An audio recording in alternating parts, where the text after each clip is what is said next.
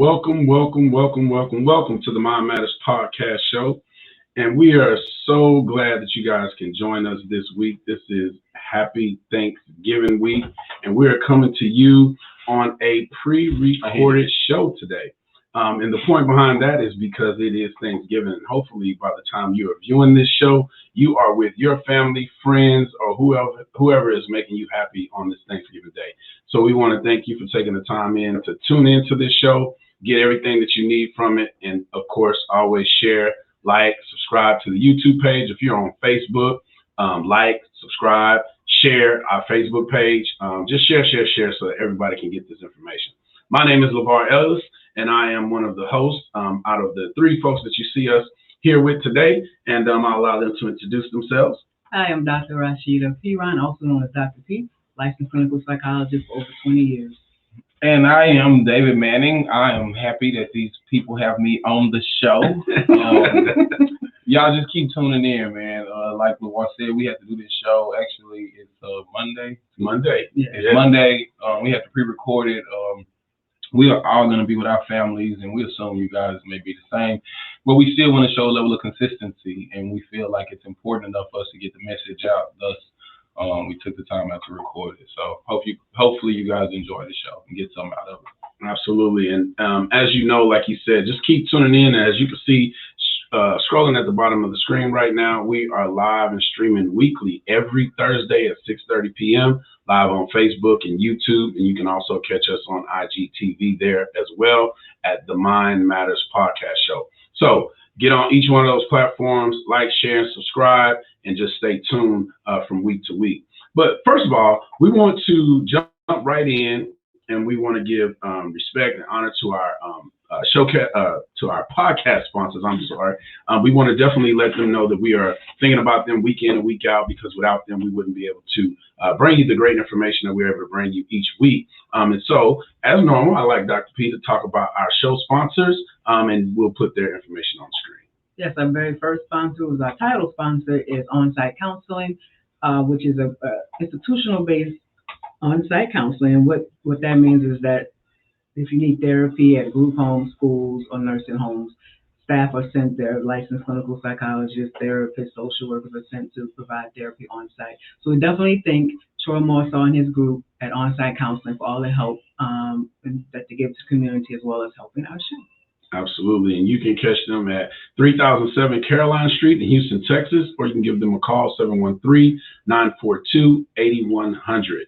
And again, it is on-site counseling, and we definitely want to go ahead and put their banner up so that way you'll know it when you see it. So if you ever see this logo that you see on the screen right now, that is definitely them representing, and we appreciate you again.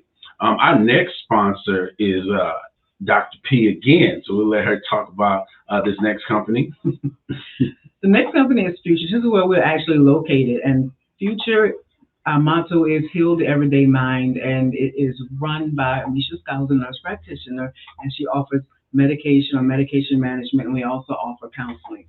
We offer it in-house as well as in the field. So if you're looking for counseling, you can reach out to us at 713-589-5363, and we appreciate allowing us to use this office space. Absolutely. So again, thank you to each one of our show sponsors. And if there is anyone watching who would like to contribute in form of being a sponsor for the Mind Matters podcast show, please reach out to us. You can see the information for our show, and you can contact us, and we can talk about the packages that we have available to promote your company as well. And you can just follow us on Instagram, or you can send an email. You'll see the information flowing at the bottom of the screen at The Mind Matters, and also at themindmatters@gmail.com. Just simply send us an email, and we will respond. So if you know of anybody who's interested, or you're an individual who's interested, we welcome you with open arms. Anything dealing with mental health and wellness, or if you're a company who would like to be advertised on our platform as well, definitely reach out to us and contact us. You won't regret it. I'll just leave it like that. So, guys, we want to give you a recap of last week. So, on last week, and again, this show is all about mental health and wellness, and we kind of spoke on the things as it relates to the Astroworld Fest with Travis Scott, and the progression of those cases and everything that's happening there, and the effect that it had on the I guess I'll say the local community here in Houston, people just going to a local concert, and we end up losing almost a dozen people. A young man passed away. That was just mind-blowing within itself, you know, for us to lose what is a 9-year-old little boy who fought for his life, I think, for over a week, ended up passing away. That was just traumatic. And then also the event within itself, all the people that were out there just being stuck in the middle of a large group of people, not being able to help themselves. You know, we kind of spoke on that. And you can go back and catch this show on YouTube. You know, like I said, just go and follow us at the Mind Matters Podcast Show. And catch the show on YouTube. And then we also talked about young Dolph and the way he was taken away from his community there in Memphis, and was actually just returning to Memphis and on the way to support the community in a large way. But in the process of supporting the community in a large way, was supporting the local business, the cookie place that he went to, and essentially lost his life there, you know, for two individuals to pull up and just take his life. Took him away from his family, from his kids, from the community at large, and just, well, actually, I guess I'll say short-stopped the event to the magnitude that it was going to happen, because with the updates, found out that his local artists, they still had the turkey drive. You know, they were still able to do that and put that turkey drive on. So I gave kudos for that, you know, and just imagine the mindset that those individuals had to be going through. One, to be mindful enough to know that, man, we just lost Dolph, but we still got to do this for the community. That speaks volumes right there, whether it was what they felt Dolph would want or what they decided to do just out of their own mind. You know, either way you look at it, or if you look at it both ways, it just tells you that those guys are about doing something positive, you know, and that's what we need to always look at. You always hear it, look for the silver lining, look at it positively. And another quote I like to throw in right now that I'm thinking about it, and it goes like this: when you change the way you look at things, the things you look at will change. And if you just think about that, and it's all in your mind, it's all about your attitude. So it's all about the way you look at something, you know, and if you see things negatively, then all you're going to see is the negative. But if you try to find the positive, then you're going to see some positive from everything that you look at. So again, as soon as you change the way you look at things, the things you look at will change. Just think about that, ponder over that, and as they say, read that again. You know, think about that again. I'll just put that out there. And then, you know, I know, David, you talked about we lose people like this and these superstars. We also lost Nipsey Hussle in the same fashion, you know, doing great things for the community, doing great things in the city of Los Angeles.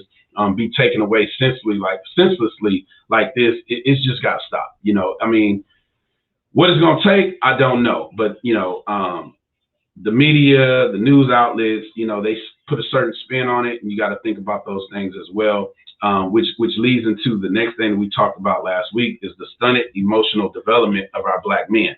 You know, if we are more mindful about the experiences that we choose to go through, the things that we look at again in our own actions. And I like to, again, reference something that I heard Jay Prince say, but I've heard it on several occasions.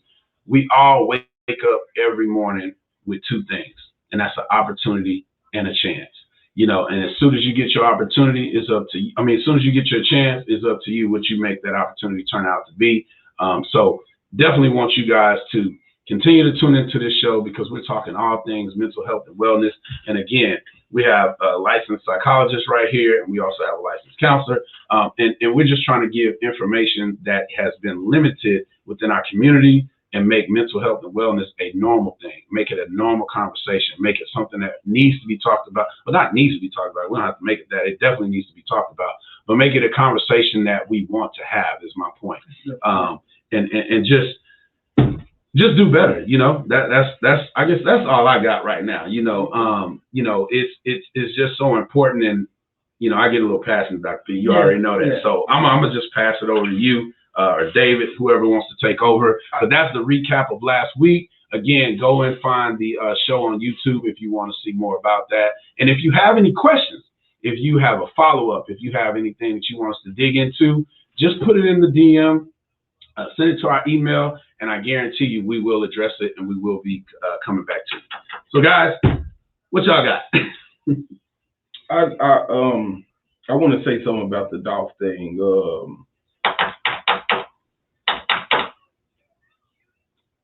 No cap, like you can almost forget it.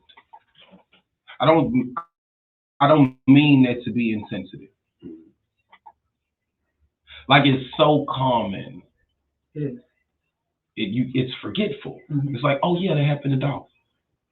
Like it's so consistent. It's such a normalcy. Like when I heard you say that his friends still continue the turkey drive, mm-hmm. It just in my mind I heard the marathon continues, mm-hmm. and then I was thinking about Nipsey, but I was also thinking that people who live in a war zone are soldiers. Yes, it's just what's most appropriate for a war zone.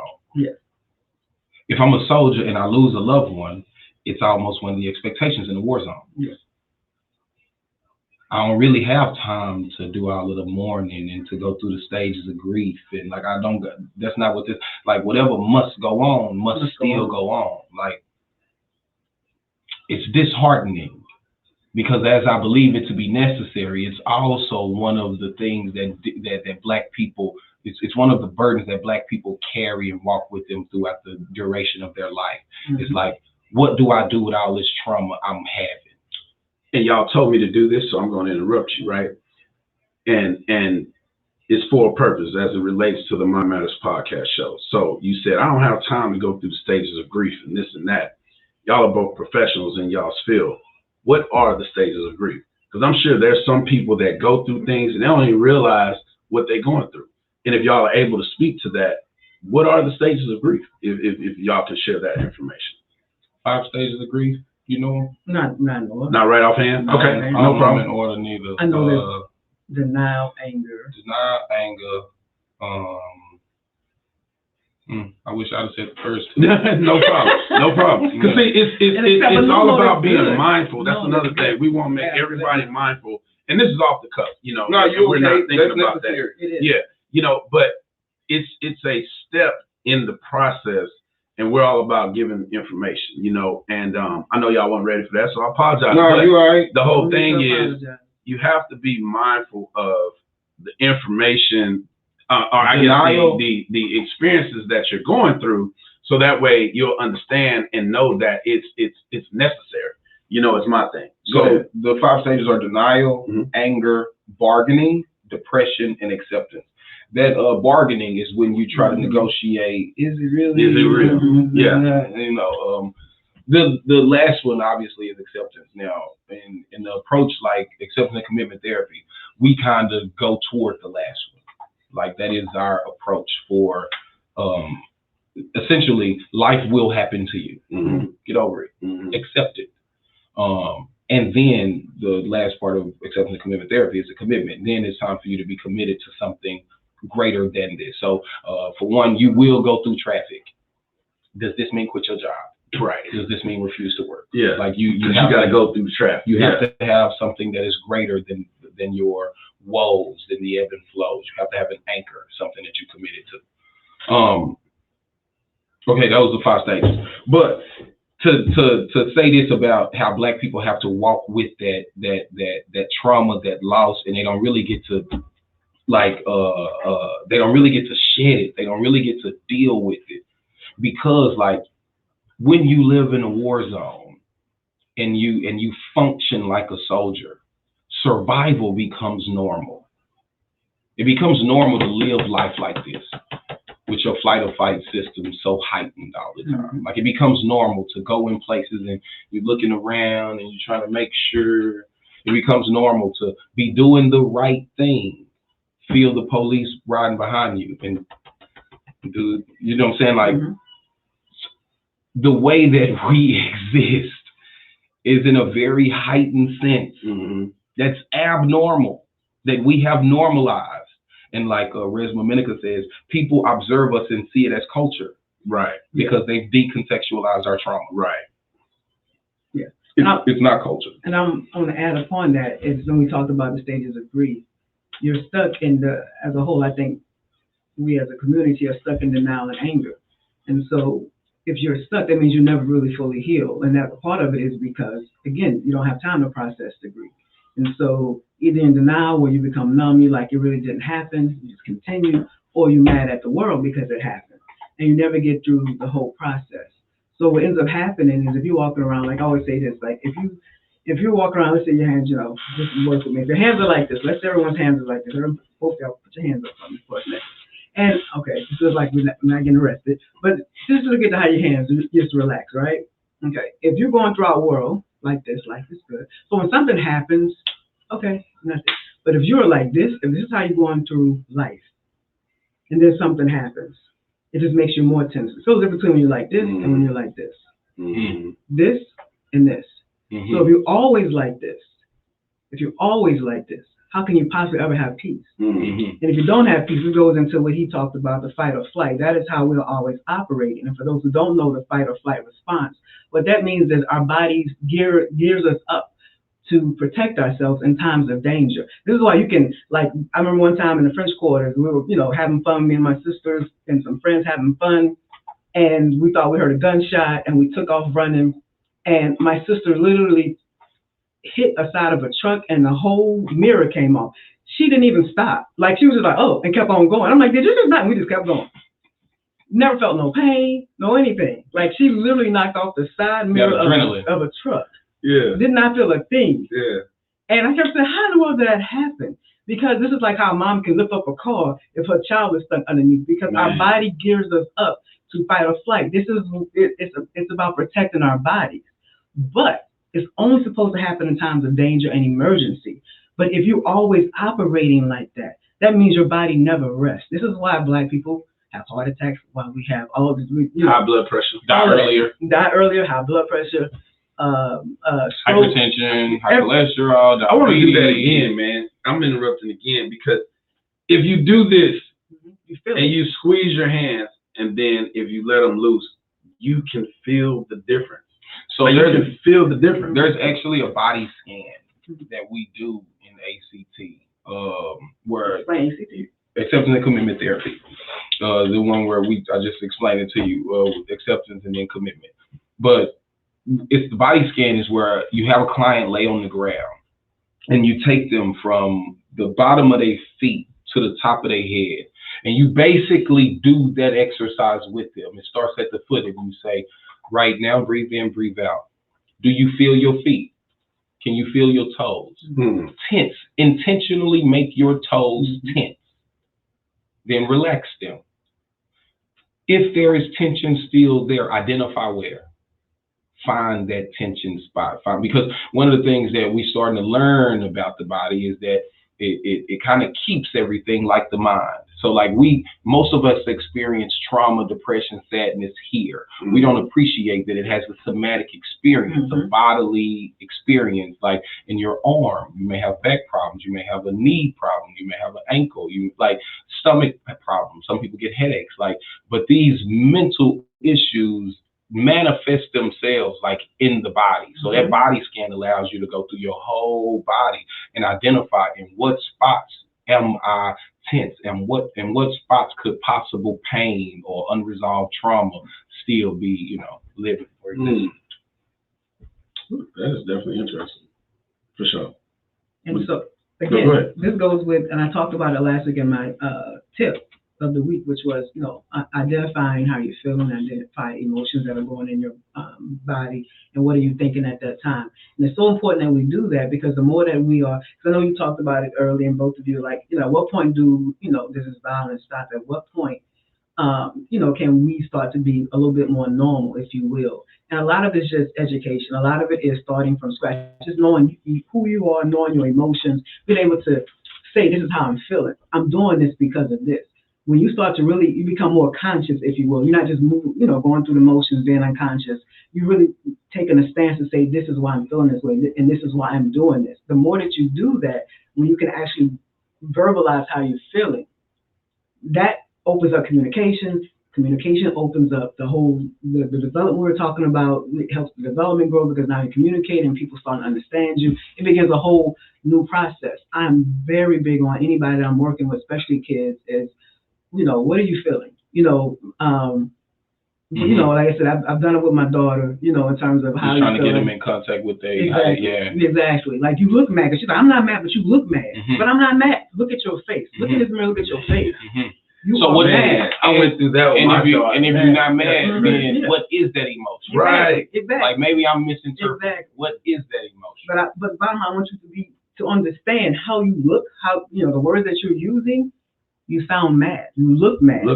So if it's not like you're saying, then what is it? But at the point, all you're doing is trying to make it congruent, make it go together. Yes.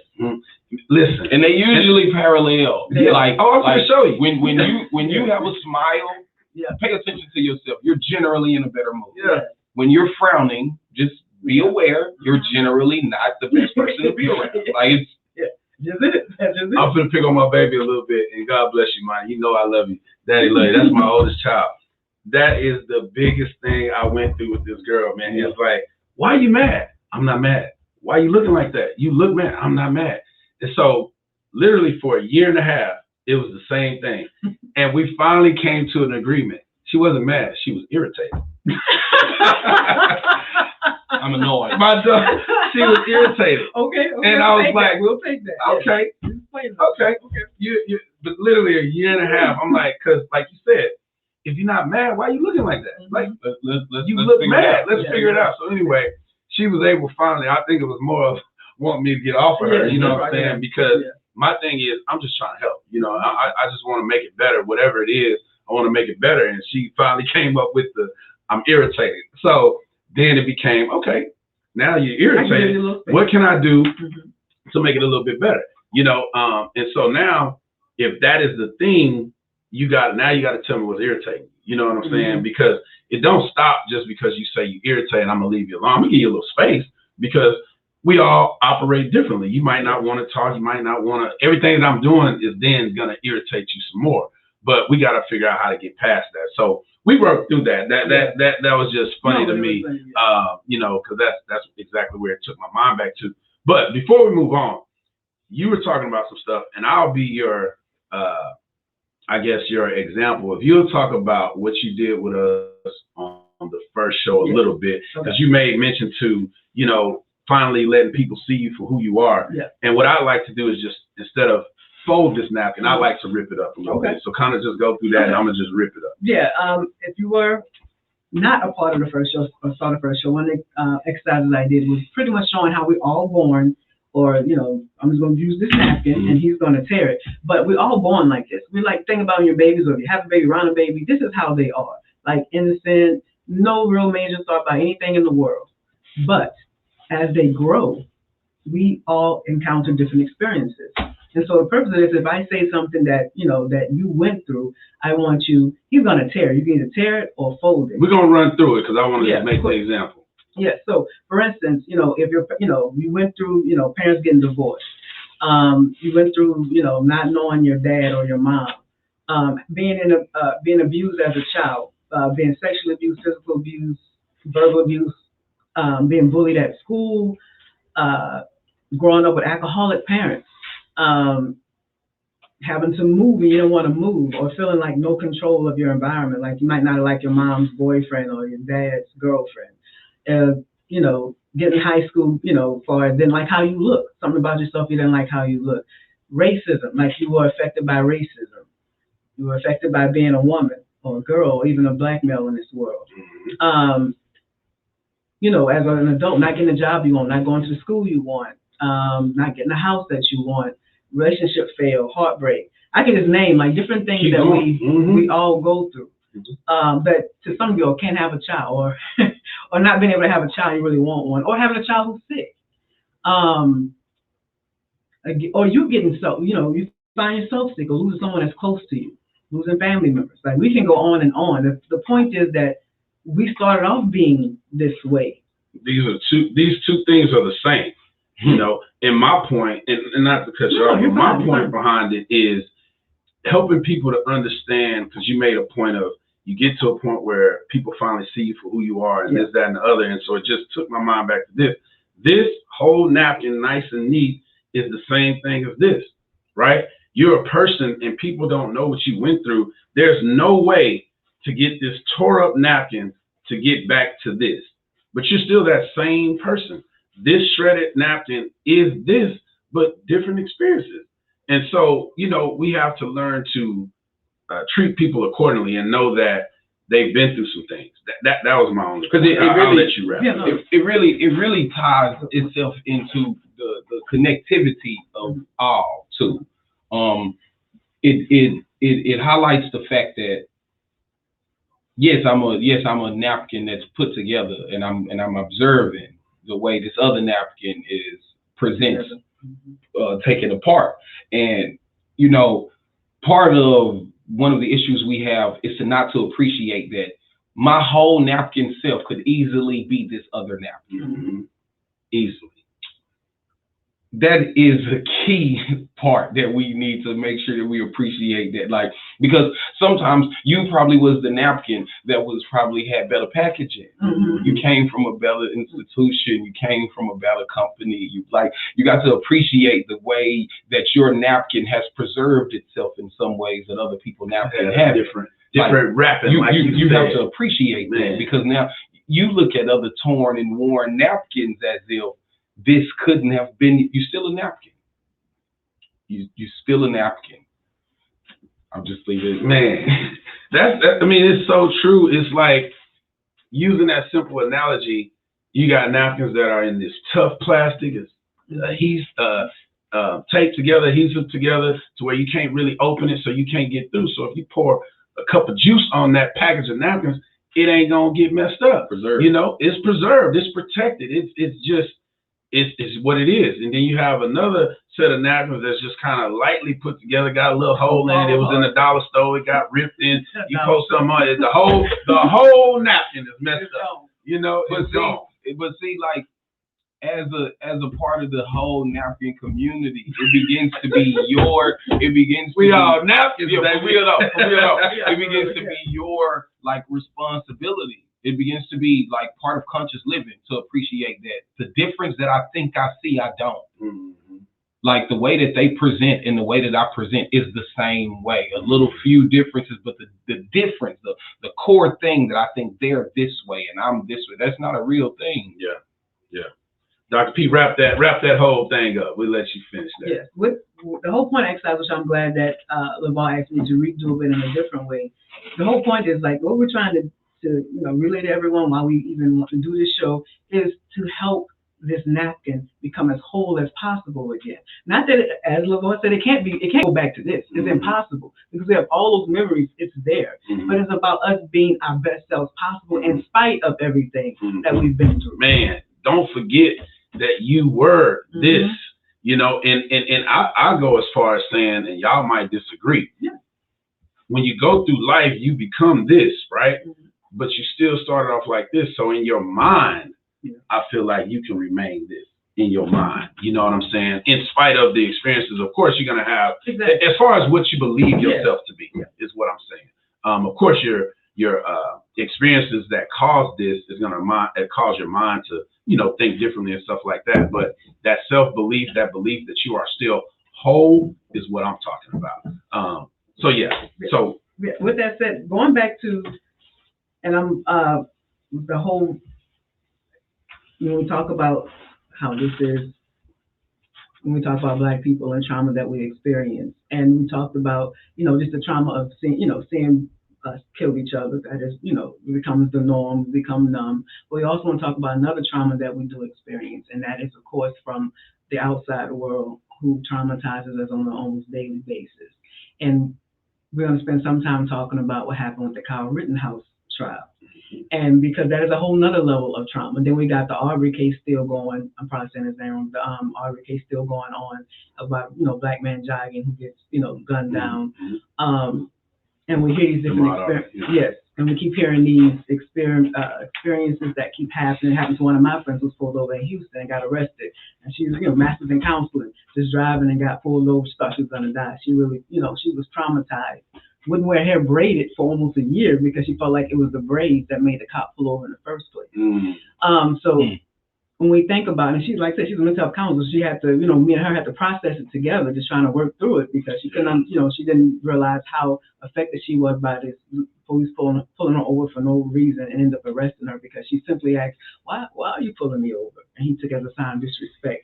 So when we talk about, you know, this again, some of the problems I said we all go through, no matter what race, no matter what gender, we all experience a lot of the things that I talked about. But when we add on what it means to be a Black person in this country and in the world, but more specifically this country, that's all I know is this country, so I can't necessarily speak about what happened as a Black person outside of the United States. But it is a level of trauma that we can't explain. I think Chris Rock said it best, and I love that he said, it's like the uncle that sent you to college but molested you. Mm. So you don't know quite how to feel. You're like, you kind of helped me a little bit, but then you abused me along the way. Mm. So how should I feel about you? Yeah. That's why we don't like to have flags. Mm-hmm. Yeah. While people, we see American flags, we're like, at least me, and I know most of my people, we're not walking around putting flags in our yard, even though definitely respect to veterans and Memorial Day and, you know, but there's a sense of, I don't know if I can trust this country. My friend told me yesterday, he was heavy. I wish I was part of that conversation. Yeah. This is the same guy we saw earlier? Yeah. Okay. Yeah. Say, friend, you made an impression, okay? Yeah. No, he heavy. He heavy. He say, to be Black in America is to be stateless. Mm-hmm. And I just was thinking about it. And I was like, oh, what you mean? And he said, one of the reasons why you get so many of us passed in the middle of the street is because that's where we hold court. Black people don't call the police. And I say, you know, sometimes we do. He say, but Black people don't call. And I say, yes, sir. Yeah, I respect what you say. Mm-hmm. You know, Black people don't call the police. He said, yeah, because when you a citizen of the state, you have recourse. This is how you know we not state. This is how you know we stateless. Do you feel that the state protects you? Mm. Mm. And then I think about the ways in which the state tries to protect. And now the state don't protect me. Leads us to the Kyle Rittenhouse conversation. Let's just mosey right on into that. And David, you got the lead on that. This was been heavy on you the whole time. So let's talk about it. It has, man, because for those people who are, I ain't gonna be funny, but for those who might not know or be aware, just give a little, summary about it. Black man was killed in Kenosha. Riots happened. So they say. I wasn't there.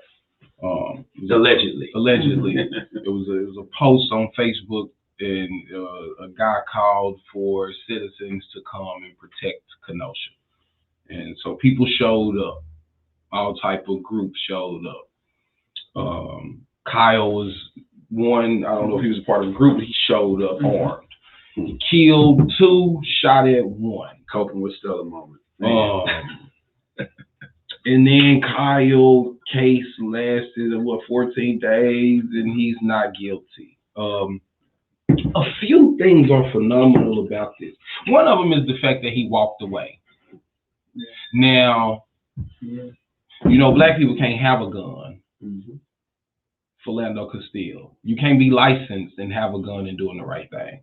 You know, Black people can't have a gun so much that if it's a toy, Tamir Rice, like that you fit the profile. Like, to walk away after you already did so much damage is amazing. No, it is one of the more phenomenal things I have seen with my eyes, that this man walked away after killing 2 people and shooting another one with the gun on him. He went home. You know how many Black people fit the profile on their way home? Trayvon Martin. You know how many Black people fit the profile? He actually did it. We be having to go back to work. That's what's a trip about America. It's like we be having to go to work and act like this ain't happening. Mm-hmm. We be having to act like ain't none of this going on. Like that me and Karen live in the same place. And I know that if she used her tears, they work differently here. Like somebody is seeing somebody and somebody ain't seeing somebody else. And for some reason, people that look like me continuously not getting seen. I'm not one of them, but I know a lot of other black men that, you know, they feel very controversial about some of these things. Now, I'm probably one that you can talk to and we can sit at the table. But I'm just telling you, one of the things that I heard from James Baldwin is, and Malcolm X used to say stuff like chickens coming home to roost. James Baldwin was a little bit more poetic. He'd say something like, the kid's gonna show you. I believe that. My adult self, we too into 401ks. Give up on us. But the kid's gonna show you. You ain't gonna be able to keep, the kids are gonna show you. Whether it's kids in Parkland, Florida that start their own group, and some of them have become like political influencers, like what the kids will show you. The kid, I would advise you guys to really be serious about, Black people have been the spiritual anchor of the country, and Black people are becoming spiritually deprived. That does not sound good for the nature of the country. You don't want Black people to create Ku Klux Klans and like you don't like I've always said, white people lost slaves and created the Klan. That's amazing. Hispanics don't have a Klan. If they did, especially because of Operation Mexico, Operation Wetback. Like if Hispanics had a Klan, I would understand. It's not saying I would condone it. But Black people treatment here, if Black people had a Klan, I would understand. I'm not saying I would condone it. If Native Americans had a Klan here, I'm not saying that I would condone it, but I would understand it. You don't want people of color to become as spiritually deprived as other groups have been. It's dangerous for them to keep going through this level of dehumanization without any type of recourse. Like Tupac has a metaphor that say, he looking at that glass building and they throwing all the food and he knocking. He's like, we can come in. They like, no, we can't. And then he keep knocking. And then he like, at the end, it's gonna be different. We gonna take it. We neighbors. How long do you think my family won't eat before I come next door? We're neighbors. It ain't enough jails to put us in. You can't kill us off. We're neighbors. We're gonna have to learn how to do this together. You can't put me in enough places. Like, you got to deal with me. Legit, you got to deal with me. And the way that the system skews it, the way the numbers are going, the way these outcomes always seem to happen, we're just not going in a good space. We're not going in a good space. Dr. P? Oof. I'm trying hard not to tear up because when you have little people coming up who don't want to be Black, just like back in the day, the baby doll study, when all the girls would choose Clark, a psychologist, by the way, a couple that was a psychologist, and the baby they would always choose a white baby over a Black baby. Because in real life, everybody chooses someone that looks like them. You're going to choose people who look like you. That's just normal. It's not even like being stereotypical. It's just like you gravitate to who looks most like you. That is like a normal way that your brain works. And so to have a generation of people back in the 50s say, I'd rather be the white than the Black, spoke volumes. But to do the study now, years later, and still have that same choice, or that I've had friends, I've had, I've had friends, I've had people I know personally whose children say, I'd rather be white. I'd rather be white because it looks like they have it easier. A 5 and a 6-year-old saying that looks like their life is easier because they see it on TV. What is in the mind of a Black boy who keeps seeing Black people getting hurt? They're hearing about George Floyd. They're hearing these things around them. They may not consciously know, but they're hearing these things about when Trayvon Martin, my godson at the time was 13. And when it happened, and I'm sitting, he's watching a verdict. We sitting there watching. I'm just like looking like, oh my God. Like he is that, he's sitting there like, that's me. That could have been me. Trayvon Martin is such an interesting story because it was like, it wasn't even a cop. It wasn't. Anybody can kill. That's what I got. Yeah. Anybody can kill you. It's not even a cop. There's no authority, no badge number. He feels a way about this colored man, and he gets to go about solving it.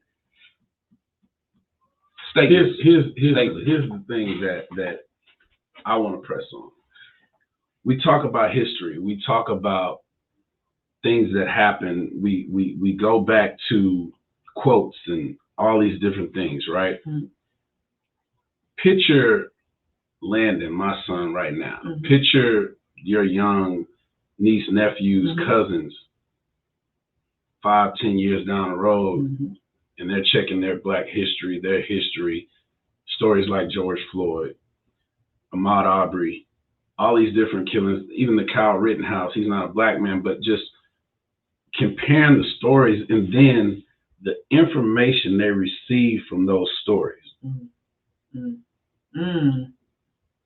Mm-hmm.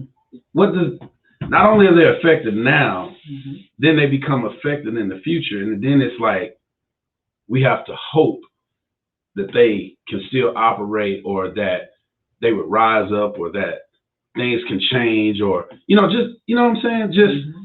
the idea that the things that they see in the future is still so jacked up, and what it's going to do to them mentally.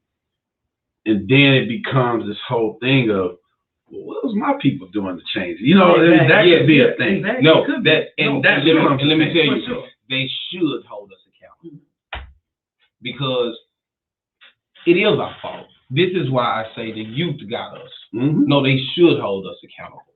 Like, part of the issue is we into the dream a little too. Mm-hmm. Like, we want to play mm-hmm. the game a little too. Like, the story that you said, this person has abused me, but they also took me to college. Mm-hmm. Like, we want to be forgiven because mm-hmm. we enjoy college. Mm-hmm.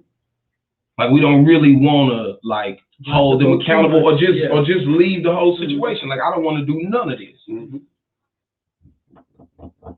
Dave Chappelle, he tell a story in Pimp. He tell a story about Pimp in the book by Iceberg Slim. He run through the whole monologue. It's very good. I won't get into it, but basically, his girl is finna leave. His bottom hoe in the book is finna leave, and he don't want her to. So what he does is he sets up a situation. He say, "I need you to turn one last trick." When she turned the last trick, he say, "I need you to go in there and give him these pills. Give him the pills, the man die." Call the pimp up. The pimp comes to the room. The girl over there crying. This man dead. What happened? Pimp call the doctor. Doctor call. Come up. Doctor say, "Oh, dude dead." Pimp calls some moving. People wrap him up in a blanket. Haul him out. Pimp tell the girl, "Look, now we got a secret. You can't go nowhere. I can't. Now we got a secret." Yeah. The whole time it was the game. Mm-hmm. The nigga ain't really dead. Mm-hmm. The pimp know the movers. They moved mm-hmm. him earlier. Mm-hmm. Like, that's America. Mm-hmm. Now that's America, and part strategy. Part of my disdain for it is the fact that conscious Black people play along, myself included. Like, we play along, like we're part of the issue. Mm-hmm. Like the fact that we don't want to lose our nice car, we don't want to lose our nice comfy job, but I like where I stay. My neighbors are not Black. I mean, that's how you know you made it. Yeah. Even on the Dave Chappelle thing, I'm gonna add something to that, even more current in dealing with current situations. The LGBT community, he has a special which he's under all the scrutiny about, and I actually watched it, and I don't get how you could be upset about that, because the only point he was making is the community that y'all say I bash their own community, and I lost my friend due to the community y'all say I'm talking about. So stop talking down on me. It's how he ended it. How can you be mad at that? It makes no sense. Well, he went through this whole show, and you're trying to figure out where he's gonna go. He's talking about the LGBT community, all the things that he's done, he's addressed it, and then along the way he dropped in something that you don't even pick up on, which is a friend that he made, which is a part of the LGBT community. They're tight as you could be, and in the end she ends up getting killed behind the LGBT community attacking her on social media, or him, shim, however y'all want to say it. And then now it's their fault. It ain't on him. He put them on Front Street, And at the end, he's basically like, now, I'm done with this. I ain't fighting with y'all no more. I ain't going to talk about y'all no more, but please stop coming down on my people, which was the LGBT community. You know what I'm saying? Mm-hmm. Which was his friend, not the community as a whole, but just the person he was cool with is part of the community that's been attacking him. It don't make no sense, man. People just, they need to get their minds right. Like, it's crazy. I'm sorry. That is crazy. What you have to say? We're gonna move forward in a minute, but go ahead. Okay, this is when we talk about, now we're talking about, we talked about the problem. We're going to always continue to talk about the problem. But I always like to think of, how do we begin to heal? How do we possibly start? And I know people say it sounds simple, and sometimes people sitting across from me in therapy feel like I'm being simple. But those who've been with me a while, they know that what I'm saying over time makes sense. That it really is taking it one step at a time. And the first step really is getting out of denial, if you will. Acknowledging. Being able to acknowledge I'm hurt. That what happened, like you're saying, like in us as families or as parents or, talking to a young, like, what do you take from what's happening? Having an open dialogue. Like, what's in your mind? Like you have one with Landon, like with everything that's going on, what do you see? Because he might not, he might think he's a fool. He might say, oh, nothing. Like he may not. Or he might have taken it all in, but does not know how to process. Right. Because the thing for me is that we have to uplift. Healing to me is uplifting. This is why I'm always saying, find what is beautiful about you. Find what is strong about us as Black people. Like I always liken, the whole racism to bullies. Usually bully because there's something about you that they want, they envy, they like, they wish they had, and they pick on someone to compensate, or someone they think is helpless. And in the system that we are in, we are helpless. In the system that we're in, not saying individual one-on-one that you would get picked on because maybe you're strong one-on-one and people won't pick on you. But the system of racism is a big bully. But can you fight my fight for me and yours? Are you that strong? Exactly. For real. Yeah, and that, of course there are people that we know through history who have been that person. Like, I'm not going to let you keep attacking us. I'm not going to let you keep bullying us. But it doesn't, it has not changed anything. One of my favorite books, Autobiography of Malcolm X. From beginning to end, even when I used to teach, I would have my students read it because you see his transformation of everything he went through. You see that he has started, not liking himself, which is why he got involved in crime young, because he was very brilliant, very smart. But he was told by a teacher he wanted to be a lawyer, and he was told, I think he was a lawyer, he wanted to be a lawyer, and he was told he could not be one. He wasn't to be a carpenter. Yeah. Jesus was a carpenter. Yeah. And he took that in, even though he came from, his father being a pastor. He came from a family that was really trying to uplift him and raise him. But all the life experience that hit him, he ended up going to crime and spent 10 years of his life in prison. But I felt like to say, if you ever read his book, you go to like people have this idea of Malcolm X. He was a rabble rouser, and he spoke fiercely because he was speaking with passion of all the things he had been through. He was speaking from all the hurt. And I love that he said he tried to use his heart to guide his mind, not his mind to guide his heart. He wanted his heart to guide his mind so that he could speak, but not speak so that people won't hear. Because if you get so upset and you go into rage, people shut down. Nobody's hearing you. But if you can speak passion with eloquence, people hear you. That's why he was known for his speaking, because he was able to say and verbalize what Black people were feeling.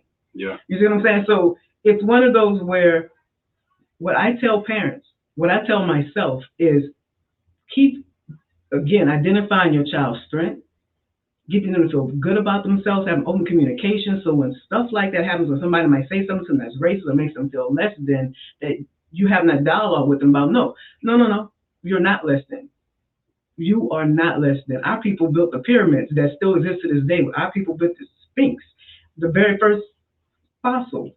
Still trying to figure out how they built it. Still trying to figure out how they built it. In this day and time, things fall, crash all the time. Like the building in Miami crashed, but pyramids still exist. Yeah. So when we start to really focus on it, I'm always like, look in the mirror. Look how beautiful you are. Like it's about you understanding, like we are people, we are beautiful, and when things happen to us bad, it's a system that is bullying us because deep down they feel inferior to who we are. Man. That is amazing. And I got to do my job. We got to move forward.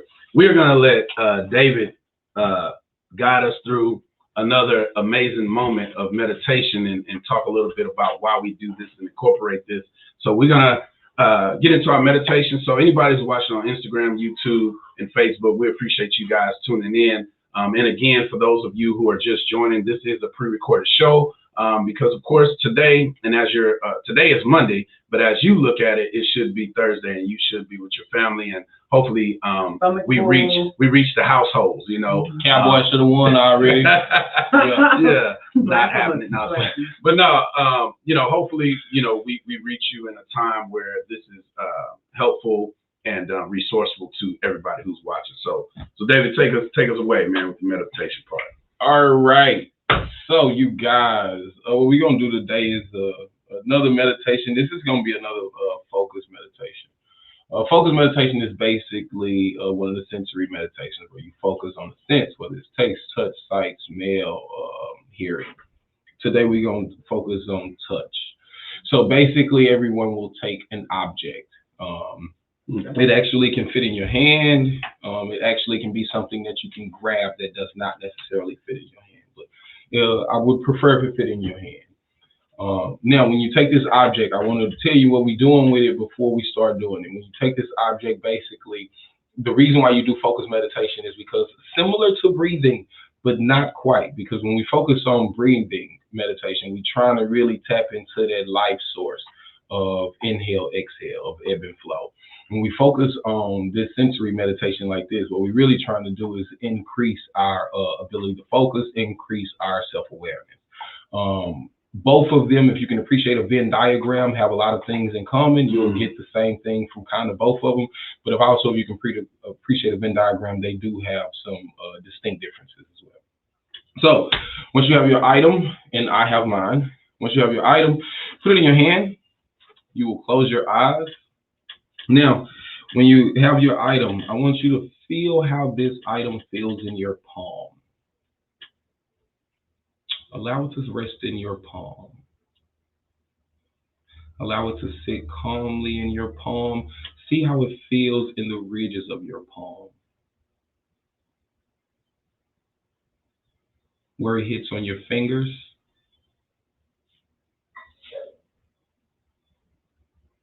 Index, pointer, middle, ring, thumb.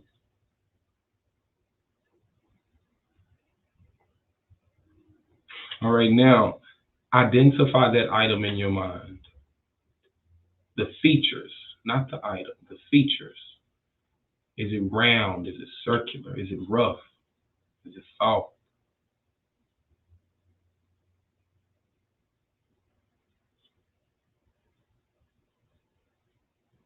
How does the texture feel? Now going deeper. What do I believe this thing was made for? Why is it made like this? Think about the thing. Never leave the thing. Why does it function round? Why does it function slender? Why does it function tall?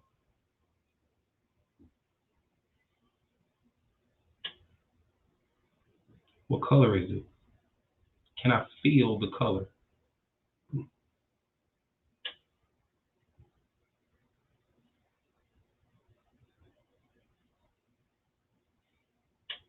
After which, you guys can stop. After which, I want you to know that basically, again, what you're basically doing is you're going more and more consciously and consciously. First, starting with very surface level inquiries of how does it feel in my palm? And by the time you are completing or toward the end of that meditative process, you're going into why does this thing function like this? I wonder what original materials it came from. I wonder what was the source. Is it made more of sand? Does it have water in it? Does it have bark, lumber, grass? If grass, what type? Like the reason is because again, we increase in attention, we increase in focus. I hope that was helpful for you guys. Yeah. Absolutely. Did you want to speak on that? No, just one thing about the meditation, because, I'm glad it happened when it comes to, I found myself getting upset, when we were talking about everything. Yeah. So it helped bring me back to, okay, come back to peace again. Yeah. Go back to peace again. So I do think that the meditation definitely helps settle my mind and my spirit. So I definitely appreciate it. Yeah. Absolutely. Absolutely. And for me, it's just amazing, again, being someone who recently embarked upon, the meditation, the breath, and all of that, to realize how so important it is to be consistent with it too, and to really, really hone in onto everything he was saying, because when you're doing it by yourself, you don't have the guided type of deal, but if you got to start off with, I'm sure they have it on YouTube. I don't know, but I'm sure they do. I find with my clients, I find most of all my material, the guided meditation, even the guided body scan that I spoke of earlier, is on YouTube. Just put it in, guided meditation, guided body scan, and it'll help you out. Like LeVar said, the practice is more important than I can meditate for an hour. Similar to lifting weights. If a person goes in the gym and say, I can bench press 300 pounds, that's cool. But really, the person who bench presses 100 pounds every day will be in better shape. So the same is with meditation. Even if you meditate for 1 minute, and I'm not being facetious, if you meditate for 60 seconds a day, you will see tangible changes in the way that you pay attention. It's the reps. And it is the reps. Like in the way that your awareness increases, you'll see it. You'll see reps. Yeah. Absolutely, absolutely. So, Dr. Pete, it's on you now, man. We are going to get into her part of the show, which she has her thing that she does week in and week out. But we're going to start with something that we've coined as holiday blues, and then she'll go into her Dr. Pete tips. Yes, one of the viewers last week talked about what happens during the holidays, for people who, not looking forward to it or feeling, down about the holidays. That's very important. Like this week is Thanksgiving. And, people are gathering like we said, we're going to be with our families. We're assuming you all are going to be with your families, but some people won't be. Whether it's because they come from a small family, whether it's because, families don't get along, or death. Like it could be several reasons why you may not be getting together with family. And so the idea of a holiday where everybody's getting together, family, so this is going again with feeling like the outcast, feeling that, can be very hard, and holidays brings about for a lot of people depression, sadness, anxiety, all kind of emotions. They may not feel any time of the year. Some people say, just let me get through January, then I'll be fine. I can just get to January 1st, I'll be fine. So February, yes, okay. If you're a woman, this is Valentine's Day, but we're gonna keep it at, for now, it's getting through January 1st. But with the holidays, so when we talk about that, I'm always like, and don't get me wrong, every emotion you feel is real. So when I say, because people come to me, it's like, but I still feel sad at times. You're gonna feel, because that's normal. You're gonna be angry, you're gonna be sad. Going to therapy or being a better person does not mean you don't experience any of this. I've been a psychologist 20-something years, and people who know me know I go through every emotion that you're supposed to feel, because it is normal. I just don't stay in it, and that's the key. You don't dwell in it. You don't stay in it, no matter, because emotions are real. You're gonna be sad sometimes. You're going to be angry sometimes. You're going to be anxious and nervous sometimes. You would not be human if you were not. So when we talk about what happens, some different tips you might be able to use for the holidays. One thing I say, and I think LeVar said it last week, sometimes it's good to be by yourself. I remember one New Year's Eve, I was feeling, just got in a relationship with, I felt really bad. So I'm going to go to a hotel. I found a hotel where I could see the fireworks. And I spent the night in the hotel with a room service, and I just was like, I'm vegging out tonight. That was my way of, of I need to be by myself. I wanted to feel whatever emotion I felt. Sometimes when you're around people, you can't really feel it. So I used that time, and it was like the best, thing that I could do. Now, you might not, everyone can't say, I can't afford to just go stay in a hotel. I get that. But there are things you can do even within your home where it's your moment, where you're like, I'm going to focus on what's good about me. I'm going to focus on what's right about me. Even if you got to dig deep, I'm going to do whatever I want to do that day, whether it's I'm kicking back, I'm binge watching this, or I'm going to watch old football games, or it's all about you that day. Like what makes me special? What makes me feel good? And this is, of course, for people who want to be by themselves. Now, if you kind of person, so I really want to be around people, then this is when you go, hopefully you have a friend or two. And if you don't, that's another whole story. Like, what can you do to make sure you cultivate friendships? But let's assume most of you do have friends. And it might be a time where you say, I'm just going to hang out with somebody, or, someone else's home. And then when you're there, enjoy the moment. Don't get caught up in that's not my family, or this is not. It's more or less like, but these people care about me. They are my family. They're my second family. I'm enjoying the food. I'm enjoying the camaraderie. It's, again, going back to what LeVar said earlier about how you think about things. You can put a negative spin on anything, or you can also put a positive. And so it really is about you finding what works for you, but enjoying. Every day is a day to enjoy. It really is. Thanksgiving just happens to be a special one, but it doesn't mean it's no different any other day in terms of you should just enjoy. So tip for the week is make the most of Thanksgiving and count your blessings. Absolutely. Find something to be thankful for. Yes. Because it's it. Yeah. Absolutely. So I'll just go into last words from the host. Any last words? One of the things to be thankful for is to be in the land of the living during these holidays. The last 2 years has been quite the stressors. And for those of us who are blessed to see this side of it, that is enough to be thankful for. People have lost families. Some whole families have been lost. Yeah. And in my case specifically, my family is healthy, and I'm immensely grateful for that. What's up? You got something? Yeah, I mean, piggyback on what David said too. I mean, I lost 3 different members of the family this year, and so a lot of my family, this is gonna be the first Thanksgiving without them, so that makes it a little bittersweet, especially because one person in particular, my Aunt Rose, she loved the holidays. So I know her family's really, feeling it hard, and her birthday's right around the corner after that, and that makes it, of course, difficult. But I definitely, definitely be grateful for what you do have, that we are alive, and that you focus on the good memories of those that you lost. Yeah. Last thing for me, as it pertains to us as individuals, is self-accountability and just reflection.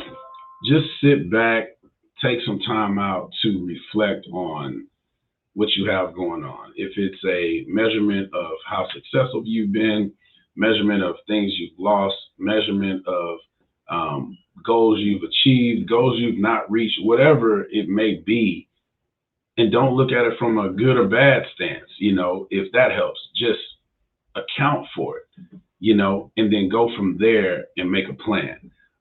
Because you can't know where you're going if you don't know where you're at. I guess I'm just full of quotes today, right? You can't know where you're going if you don't know where you're at. That is just something I live by. And, we all get lost along the way sometimes, but just stop, do a self-reflection. That goes for myself. It goes for everybody here. And then for any of you who's watching, just self-reflect, so that way you can figure out what you're really doing, where you're at, and, just go from there, be your own GPS is what I would say. And so I would like to just, again, thank our sponsors. I'll let you speak on them again really quickly. Yeah, shout out to On-Site Counseling, the premier institutional-based counseling. Counseling is brought to you if you're in a group home, nursing home, school, or any institutional-based facility. And definitely thankful for them. And then we have, of course, Future, Healing the Everyday Mind, and we're thankful for them allowing us to use their space, and that they're here to provide therapeutic services for those who need it. Absolutely. And Dave, we didn't normally give you a chance. Was there anybody you like to shout out? Kind of on a sponsor tip, just a quick shout out. Nah, man. I love all my people. They love me back. My people in Dallas, Texas, Slick Tees, Ricky Johnson. You can look him up on IG, Slick Tees. He actually made me this beautiful pullover that says, "My president used to tweet." Slick Tees, again, he on Facebook too, if you want to look him up, or IG at Slick Tees. No, man, I just had a good day today. We had a good show. I appreciate the conversation, and it's just so part of me just kind of still want to go, because it's just a lot that kind of needs to be delved into, but we got stuff to do. Y'all got stuff to do. So just make sure you see us Thursday. Absolutely. Yes. And lastly, for me, I like to give a huge shout out. When you watch this, you could go and get yourself some self-therapy. go to Restore Cryotherapy in Sugar Land. I'm an ambassador of that place, and they provide amazing services from relaxation to IVs to hyperbaric machine. They got an esthetician, of course, cryotherapy, compression, stretching, all of these different amazing things with nurses on deck, estheticians on deck, stretch therapists on deck, all of these things. And then most importantly, the amazing, amazing customer service that you get when you go there. So if you've been looking for something to do and you need a little self-therapy, Restore Cryotherapy in Sugar Land is the place you want to go. Let them know the Mind Matters podcast show sent you, or LeVar Ellis or Dad Chronicles, and you guys have an amazing Thanksgiving. Love on your people. That is the last thing I like to say. Go ahead, David, take it away. Y'all be good, man. Absolutely. We appreciate y'all tuning in. This has been the Mind Matters podcast show with LeVar Ellis, Dr. P, David Manning. We'll see y'all next week. Happy Thanksgiving. Happy Thanksgiving.